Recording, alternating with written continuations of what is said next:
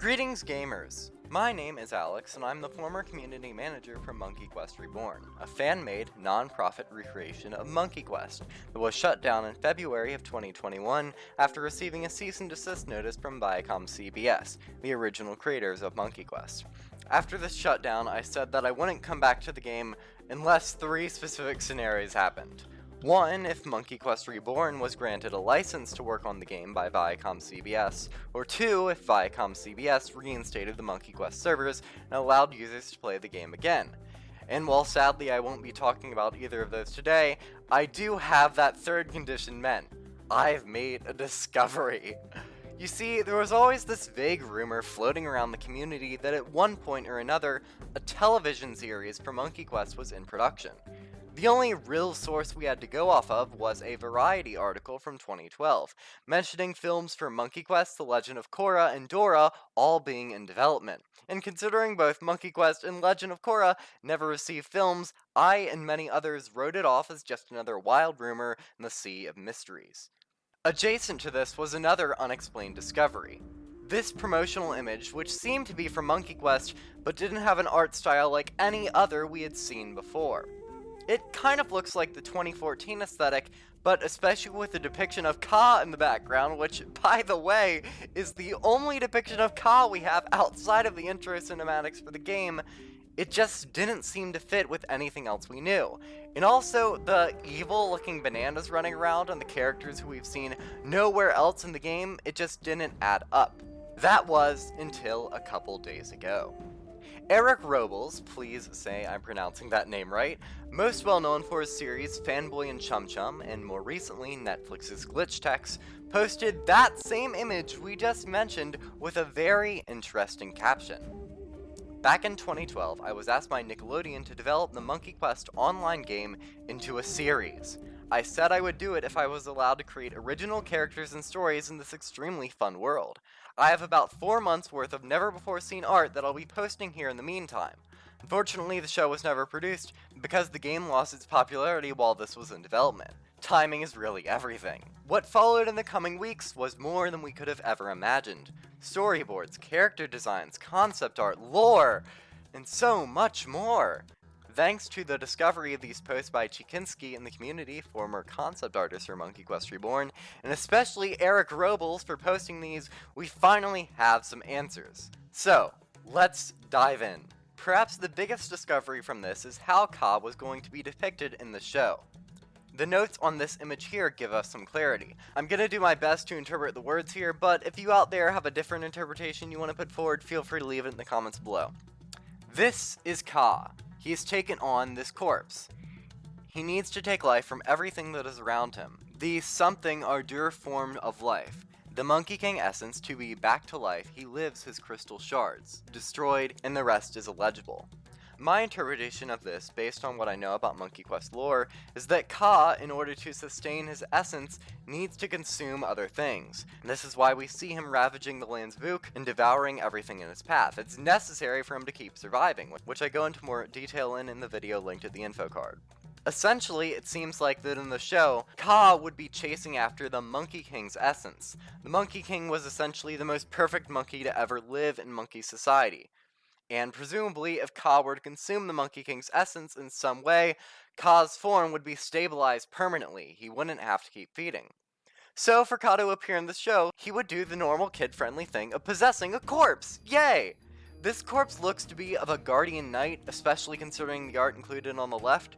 The Guardian Knights were an ancient order of monkeys, created to protect the land of Ook. I'm not entirely sure, this is just a guess, but we'll get into that more later. This concept art shows the main character using his fist, which appears to have special powers, destroying one of Ka's corpse bodies. This concept art shows a strange Guardian Knight temple-like thing, spawning what look like maybe rabid monkeys, zombie monkeys, maybe they're just chill monkeys, it's hard to interpret. We see some pretty big vines coming out of it, which is a pretty common example of shadow influence. That also might be Clock Tower Square in the background on the right, or it could just be another Guardian Knight statue thing.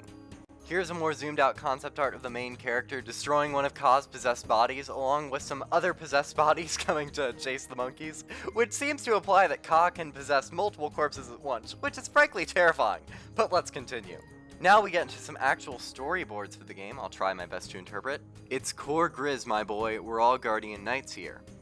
You guys are not Guardian Knights, so stop acting like you are. Actually, I made them Guardian Knights. Abe/Chunk, Guardian Knights? What we learn from this is that the main character's name is probably Abe, and his sidekick is probably named Chunk. Additionally, the characters would have been made Guardian Knights probably very early on in the series. We also see a Drill Sergeant-esque character, possibly maybe Guardian Knight Honcho, but it's not entirely clear. It could be a unique character made for the series. A zoomed in shot of Abe and Chunk in the Drill Sergeant boy. Another zoomed in shot. Another zoomed in shot. One final zoomed in shot. Another piece of concept art at the top left appears to be depicting Razor Bay, the main area for the Sea Dragons tribe. I honestly have no idea what the right is depicting. It depicts a sort of Lord of the Rings-esque passageway with two Guardian Knight heads on the left and right. I'm not sure. Maybe this is a new area. Who knows? Wow, some monkey island here of the... and I can't really make out the rest. We can see Abe here saying, Chunk, yo Chunk, did you find some who knows? And at the very bottom, this dude is seriously useless. And then something about Guardian Knight and Spear and Banana, but once again, I'm not entirely sure. If anyone else has a better interpretation of these, I'd love to hear it. Here's another zoomed in shot of the two Guardian Knight heads. Here are some storyboards which depict Chunk coming out of a forest and eating bananas rapidly. Based on the next set of storyboards, which apparently show banana warriors beginning to attack, we can probably guess that Chunk probably aggravated the bananas by eating their kind, and thus caused the banana horde to come down upon them. We see some more shots of the bananas arming their defenses, followed by Abe screaming furiously and beginning to run from the bananas. This is followed with both Abe and Chunk running from the bananas, with Chunk still chucking bananas into his mouth like an absolute legend. Based on this art here, it appears that some of the bananas are sentient and some of them are not, so Chunk isn't committing actual genocide here.